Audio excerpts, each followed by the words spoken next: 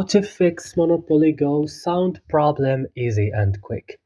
Hello guys, I'm going to show you how to fix and solve your problem. Now let's do it. So open the settings of your device first.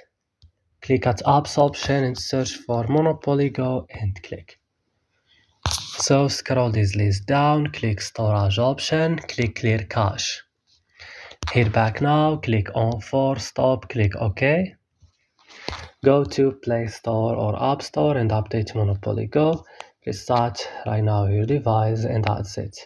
Don't forget to like and also subscribe in this channel. See you next video.